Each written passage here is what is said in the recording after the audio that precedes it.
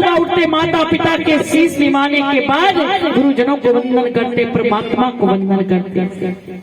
अब ये इतना काफी नहीं कि वो अपने माता पिता के चरण स्पर्श करते, बल्कि उस राम जैसा पुत्र इसलिए चाहिए रघुकुल रीत सदा चली आई,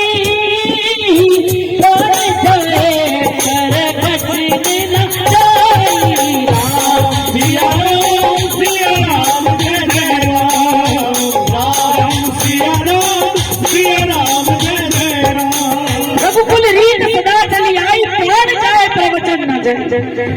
पिता ने कहा तुम्हें वन जाना है, तो दूसरा प्रश्न ही नहीं किया कि पिताजी मेरा दोष क्या है, मैंने क्या गलती की जो मुझे 14 वर्ष वन जाना है। पिता आज्ञा ली, प्राण जाए पर वचन न जाए। आज्ञाकारी पुत्र चाहिए राम, और पुत्र राम जैसा चाहिए तो माता भी तो कौशल्या होनी चाहिए, पिता भी तो दशरथ जैसे होने चाहिए, फिर पुत्र घर राम जैसा पैदा होता है। माता ताड़का हो जब शूर्पणखा जैसी हो तो राम उसके घर में कैसे आएंगे? सोचो विचारो। शूर्पणखा जिसके बारे में स्वयं तुलसीदास जी ने लिखा, शूर्पणखा रावण की बहनी, दुष्ट दारुण चहनी, राम सिया राम सिया राम जय जय राम, राम सिया राम सिया राम जय जय राम। शूर्पणखा कौन? रावण की बहन है, जिसने अपने भाई के घर को उजाड़ा और पूरी रामायण में फिर नजर नहीं आई।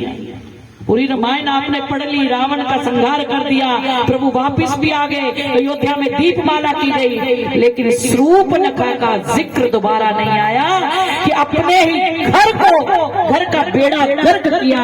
वो भी तो नारी थी, वो भी तो किसी की माँ थी, किसी की बेटी थी, किसी की बहन थी। ऐसी कोख से राम पैदा नहीं होते। राम पुत्र चाहिए तो स्वयं भी कौशल्या बनना पड़ता है। राम जैसा पुत्र चाहिए तो पिता दशरथ बनना पड़ता है। त्याग चाहिए, और त्याग कि अपने एक पुत्र को आज राज तिलक मिला, लेकिन माता ने कहा मेरे पुत्र को तो हंसकर दे रहे हैं, लेकिन पुत्र जब जुदा करने की बात करते तो प्राण तक छूट गए। पिता भी जनक चाहिए, पत्नी कैसी होनी चाहिए? बताइए, पत्नी कैसी होनी चाहिए?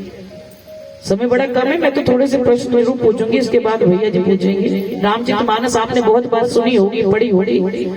पुत्र राम चाहिए, पत्नी कैसी होनी चाहिए? कैसी? कौन कौन कहता सीता जैसी? अब तो आवाज में हाथ भी सारे चार ही खड़े खड़े। सीता जैसी पत्नी चाहिए, किस किस को चाहिए? हाथ खड़ा कर। सीता जैसी पत्नी हो, लेकिन रामचरितमानस के आधार पर पत्नी हो तो उर्मिला जैसी, लक्ष्मण की धर्म पत्नी जैसी। 14 वर्ष पति बन गए तो 14 वर्ष उस नारी ने मलमल के बिस्तर पर सोकर नहीं देखा। अयोध्या में रही, राजमहलों में रही, लेकिन मलमल के बिस्तर पर नहीं सोई। मेरे पति धरती पर सोते हैं तो धरती पर लेटती थी।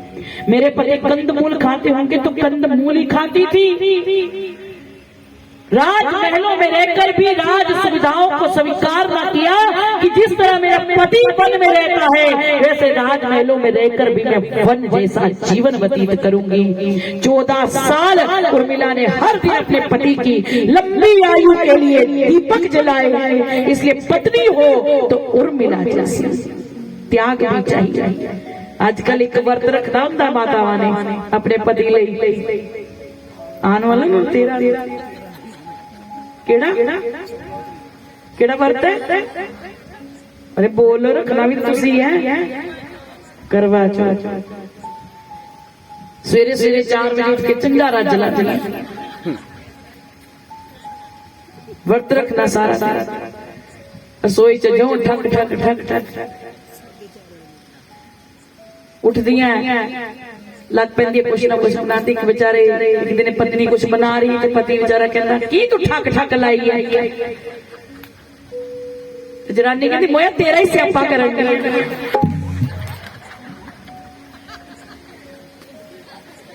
तो आज ऐसे भाव है कि एक व्रत रखना है वो भी एहसान करना है, और उस व्रत को रखने के लिए कितना लालच, कितनी रिश्वत चाहिए, मुझे ये सूट चाहिए, साड़ी चाहिए, ये चाहिए, वो चाहिए। एक व्रत रखना पूरे साल में, और इतना सारा खर्च पति का करवा। धन्य माता शक्ति। लेकिन पत्नी हो और मिला जैसी अपने पति के वियोग में 14 वर्ष राजमहलों में रहकर भी उसने अपने जीवन में वन जैसा जीवन व्यतीत किया।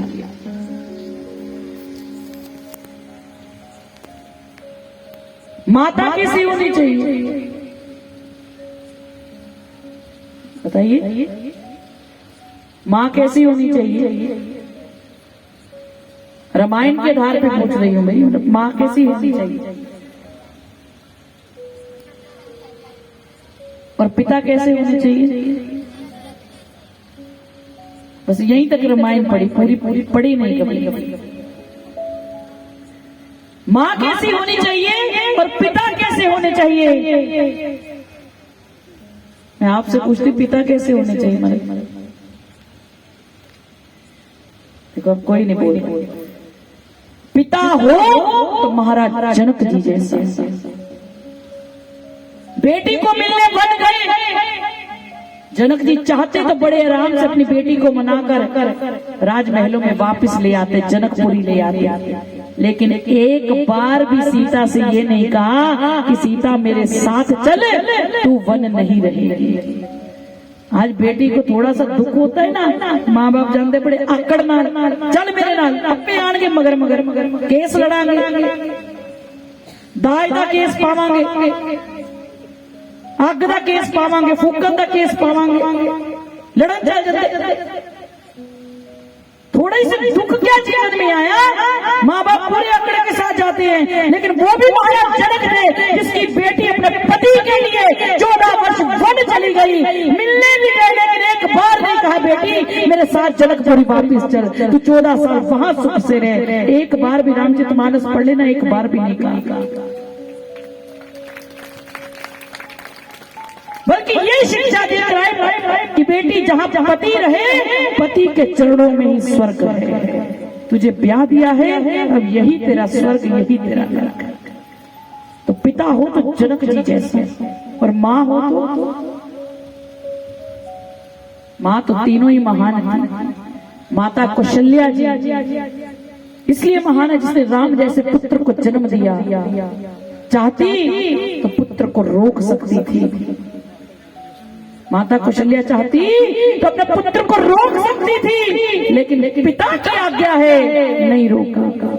धन्य माता कैकेयी जिसने अपने जीवन में अपनी बदनामी को सहन किया, लेकिन राम के 2 वचन पूर्ण किए।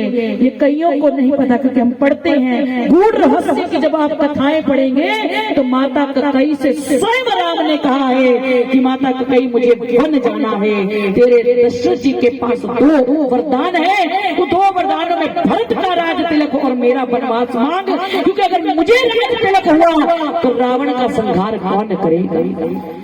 माता कैकेयी ने कहा कि मैं ये मांगूंगी। राम ने कहा ये आसान नहीं होगा, लोग तुझे कुलक्षणी कहेंगे, कुलघाती कहेंगे, नागिन कहेंगे, अपने बच्चों को जन्म देकर खुद खा जाती है, इतने लांछन तेरे जीवन में लगेंगे। लेकिन माता कैकेयी कहती राम के लिए मुझे सब स्वीकार है, और जीवन भर उसने बदनामी को सहा।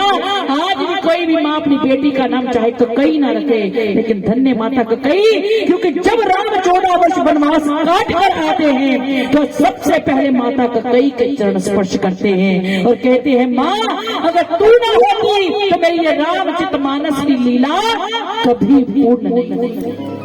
धन्य माता, धन्य माता सुमित्रा जिसके जिसके विवाह वनवास राम जा रहा है, कौशल्या पुत्र राम जा रहा है, लेकिन लक्ष्मण कहते हैं जब बड़ा भाई बन जाएगा तो मैं भी बन जाऊंगा। तो राम जी कहते हैं पहला हक भाई से पहले माँ का होता है। अगर तेरी माँ आज्ञा देती है तो तू वन मेरे साथ अवश्य जाएगा।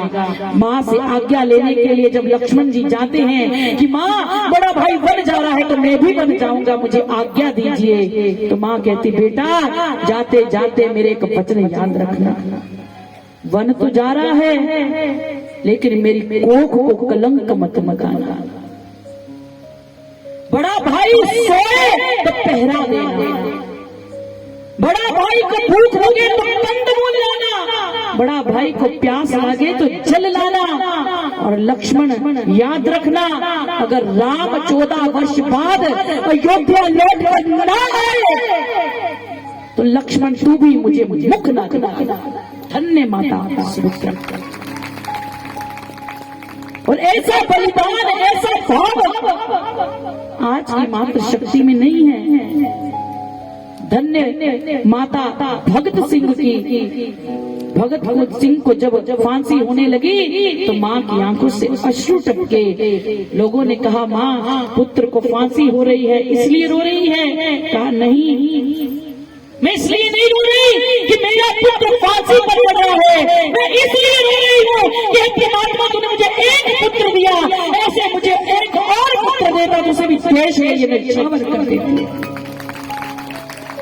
और ऐसी मातृ शक्ति जैसा भाव कहते हैं नमन भी उन्हीं माताओं को होता है जिनके जिगरे बड़े होते हैं, जिन्होंने देश के लिए कुछ ऐसे पूत पैदा किए होते हैं जिसको हंसते हंसते फांसी पर झुला दिया जाता है।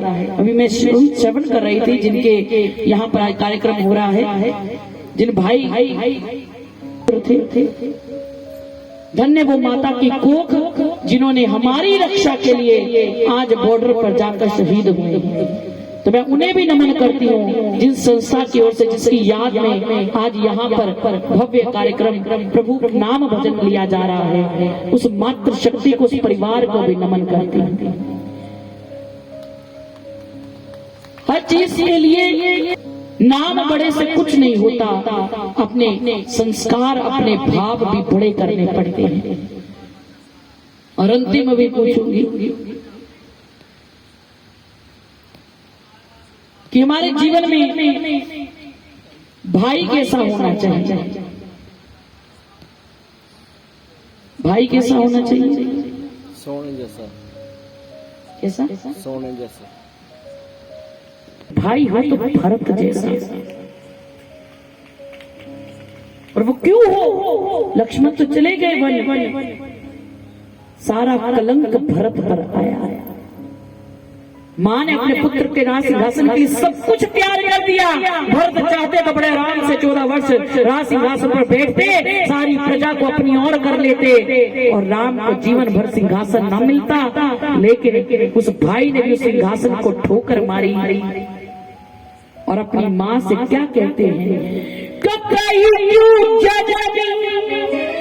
जग में माजा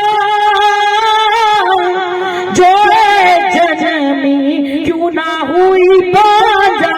राम सिया राम जय जय राम। राम सिया राम जय जय राम। तो कई जल गई जग में मांझा और जो जन्मी तो क्यों ना हुई भांजा। मैंने ऐसी माँ की कोख से जन्म लिया जिसने मेरे भाई को वन भेज दिया। अपनी माँ को कसूरवार ठहराया, अपने भाई के लिए राजपाट स्वीकार नहीं किया। पर आज ऐसा देखने को नहीं मिलता। भाई चला जाए दूसरा भाई खुशी मनाता है। एक कहानी सुनो